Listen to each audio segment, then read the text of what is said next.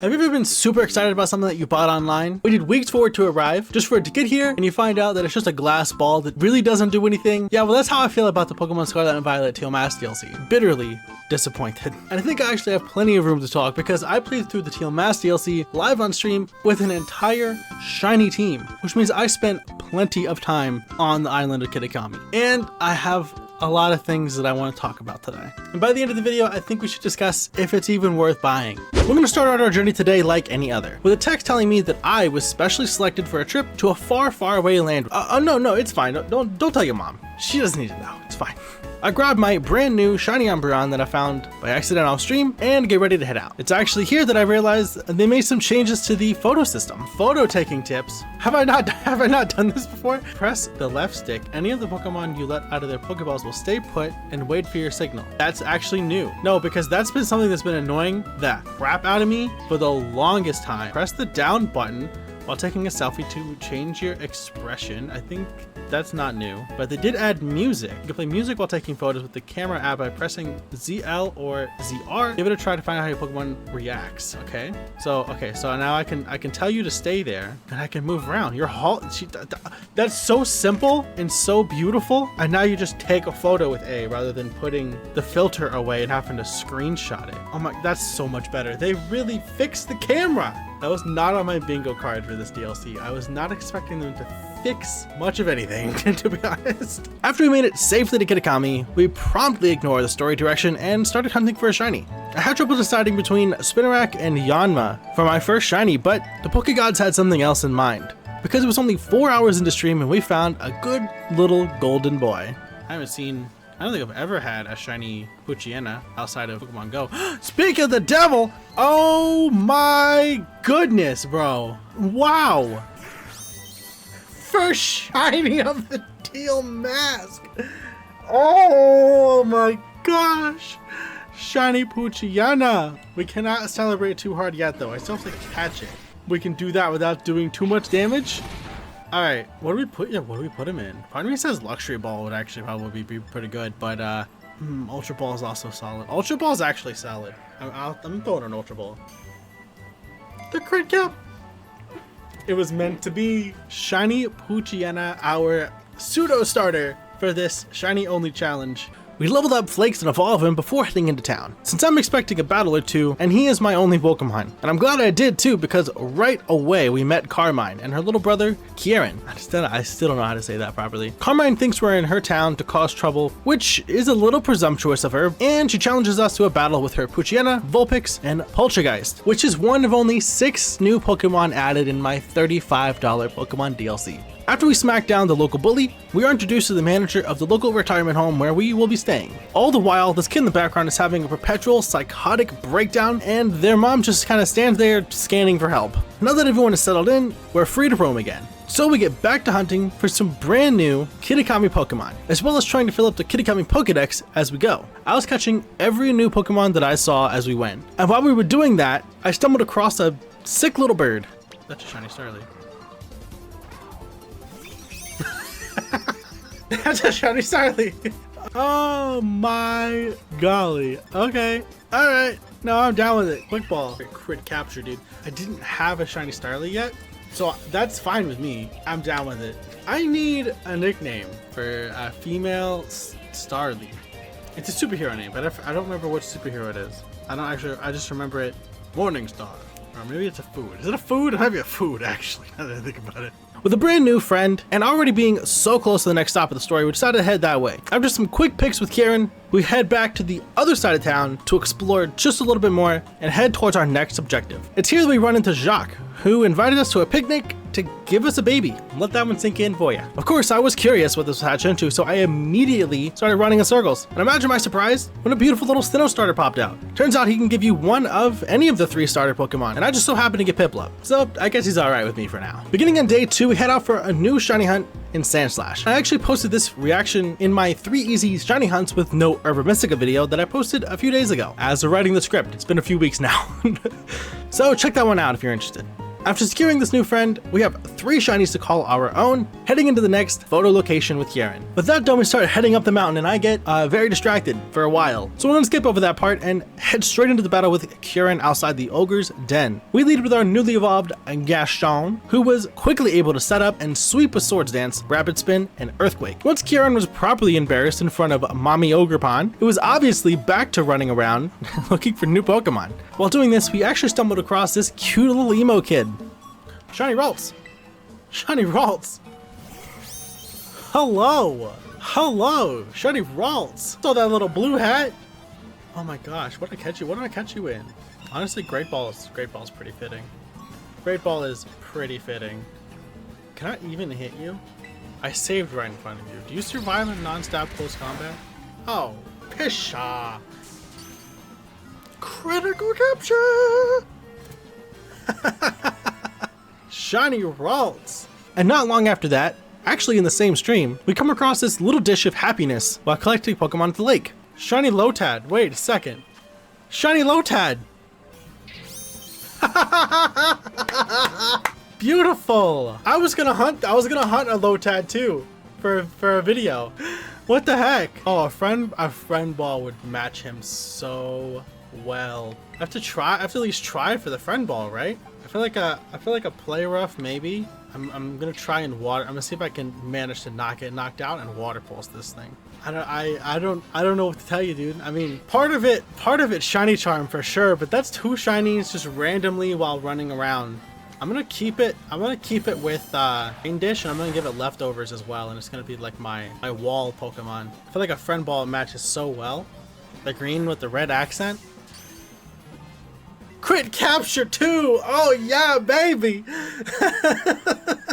That is 2 shiny Pokemon in 3 hours. After catching them up with the rest of the squad, we kept collecting Pokedex pages for a while. At this point, I'd already collected 170 out of 200 Kitakami Pokemon. Not bad for hour number 12. Spent a long time distracted. Now with pretty much just version exclusives and evolutions left, it's time to get back on track by meeting up with the local grandparents. After finding out about the Festival of Masks, we're invited to participate, and we're given an outfit so we can blend in, which I actually quite like the outfit that they gave us. A quick battle with Carmine, and we're off to enjoy the night. But we were being watched. This serves as a gateway to introduce the new minigame introduced in the Teal Mask, Ogre Ousting. This is a game where you collect balloons to fill baskets, while hungry Pokemon attempt to steal the food in your baskets. You can scare them away with a roar from your ride Pokemon, and the amount of berries left in your basket at the end is your score. If you beat this minigame on hard mode, you actually get a free shiny Pokemon. I've actually not done this yet, so 99% done with the DLC. From the shadows, we spot Ogrepon spying on us, so we follow and meet the new legendary face to face. When Carmine approaches, she scares off Ogrepon, causing it to drop its mask. Then for some reason, Carmine decides to lie to her brother about what we were doing, putting me in a very uncomfortable position and causing tension between the whole group. Really just a bad play. I don't know what she was thinking here. Now back in town, Grandpa lets us know the big family secret and ultimately takes the broken mask that Ogrepon dropped in order to fix it. We're currently sitting at a 99% unsubscribed viewer rate here on the channel, and that means that's probably you. You know where the button is, right?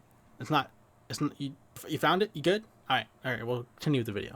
While we wait, it's time to find a new friend, and I know exactly who I'm gonna look for. A shiny that's actually eluded me since Alola, Jangmo-o. Armed with a Dragon Power 2 sandwich and a picnic table, we go to it, taking us only about 45 minutes until we find this beautiful little pink and golden guy. I thought the interview went well. I don't know what, I guess I said something. Oh, shiny Jangmo-o!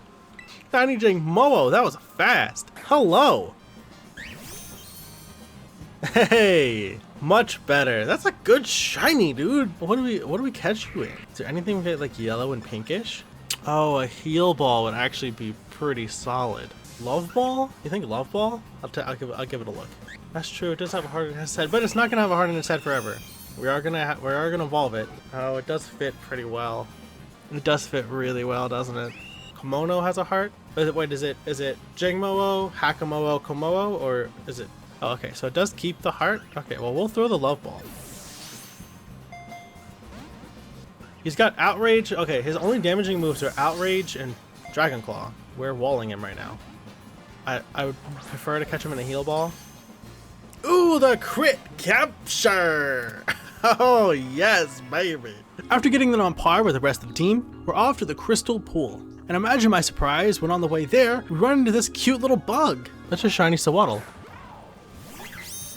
Oh my gosh, shiny Sewaddle. Hello, what the heck? Where did he come from? I'll take it. Who do we replace though? Probably Guardy, right?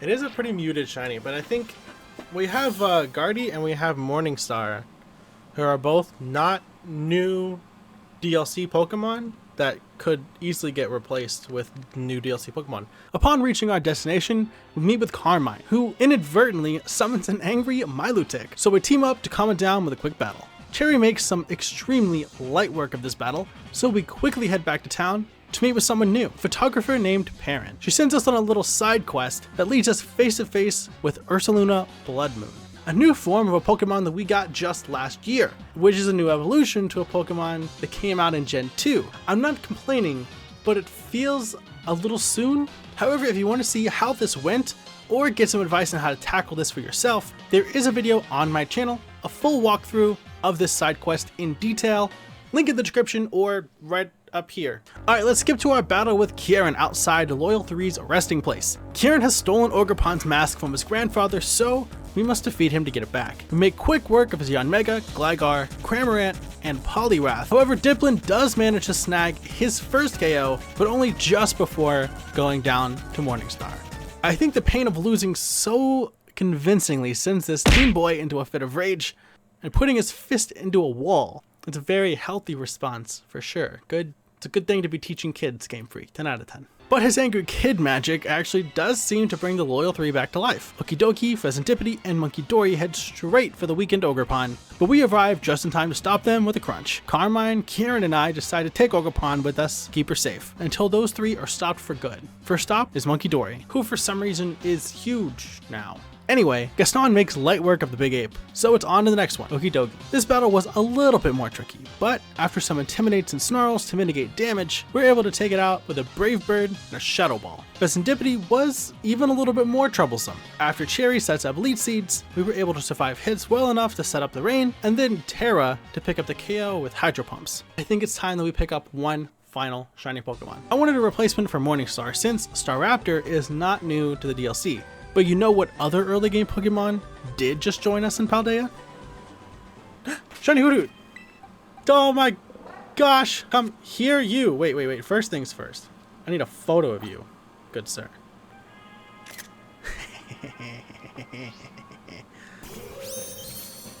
Beautiful. Now, we gotta decide what ball we want to put this guy in. I don't know. Maybe the nest ball. Nest ball's not bad, actually. I didn't mean to throw it. Maybe we crit capture and it's fine. Oh my god! What do we name this guy? What is the name of the owl from Zelda? A few EXP candies, and we're ready to take on the rest of the DLC. Starting with another battle against Kieran, to prove that we are worthy of Mommy Ogerpon's love. Our new Noctowl puts in some work, setting up Reflect, picking up a KO as a lead. Cherry takes care of the Probopass, but not before getting paralyzed by a Zap Cannon of all things, so we let Cherry go down to Yanmega, free switch in to Kaepora, who comes in and one-shots with Air Slash. Vic hits the field to get a quick KO on Poliwrath, before getting some chip damage on Gliscor. I don't actually have a great answer for Gliscor, but we do have Intimidate. Never mind, I lied. No intimidation for you. It's okay though, because thanks to friendship, Flakes actually survives a hit that it has no business living, KOs with Crunch. Now Kaepora comes back out to face off against the Dipplin, and thanks to the speed drops from its signature move, we lose one more team member before proving once and for all that we're worthy of love. However, it's now time to face Mommy Ogerpon herself, and this battle comes in 4 stages, with no time to recover, so it's a little bit tricky. Luckily, we have Swords Dance and EQ on Sandslash, so we Intimidate Shuffle all of its boosts away and set up some seeds in order to keep Sandslash healthy while setting up. Terra Earthquake with a +2 attack is enough to one-shot forms 1, 2, and 3. However, the Grass Mask and its speed boost does mean Gaston goes down. 2 X's from Vic, and we've captured ourselves an Ogerpon. Now, one last task to complete, we go to capture all 3 of the loyal crew. And with that done, we finished our Kitakami Pokedex, earning us the Glimmering Charm, which only boosts our Terra Shards that we earned from raids. So not super good, but better than nothing. wrapping up our adventure in the Teal Mask and Paldea until part 2 in December of this year. Now let's get this out of the way first. I did enjoy my time with the Teal Mask DLC, and I'm still excited about part 2. However, even though it has taken me weeks to edit this video due to IRL stuff going on, I still share the same sentiment of generally disappointed as I did when I recorded this video. The main thing that I am upset about with this is that for the price, I don't feel like it added that much. A majority of what we paid for was access to Pokemon that have already existed for years now. And I did find out that even if you haven't paid for the DLC, you do still have access to the special event outbreaks like the Clefairy one or the Halloween outbreak that we had recently. But that is very nice that those events are not locked behind a paywall. However, for someone who likes to play on the ladder sometimes, it is very difficult, if not nearly impossible, to compete if you don't have the latest DLC, and specifically Ogerpon, which isn't new. This is something that they've been doing since, I guess, Pokemon Diamond and Pearl is the earliest example that I can think of, with a new Shaman form, new Rotom forms, new Giratina forms, Arceus. It's not a new concept to have bought the most recent DLC or whole new game just to be able to keep pace with everyone else, but it doesn't mean that it's a good practice for the community. Business-wise, absolutely. But as someone who has to pay that hard-earned money and to feel like I'm not getting much out of it anymore, it's kind of hard. Maybe it's just me as a creator that's finding it hard to keep making videos about Pokemon when I don't feel like there's a lot to do with the most recent games right now. But I still really want to know what you guys think. Now, don't forget that if you guys want to watch this gameplay live or just come hang out with me, I will be streaming the DLC live on Twitch when it releases on a Tuesday and Wednesday at some point, because those are my days off right now. But go ahead and check the link down below, go follow over there, and maybe join the Discord if you guys want to stay in touch with me and know when I'm going to be doing those things, what I'm planning to do, all that kind of stuff. Hope you guys enjoyed this video. Don't forget to subscribe so you can see part 2 of this video when the Indigo Disc releases later this month. Hope you guys have a fantastic rest of your day, and I'll see you guys all in the next one. But who are you?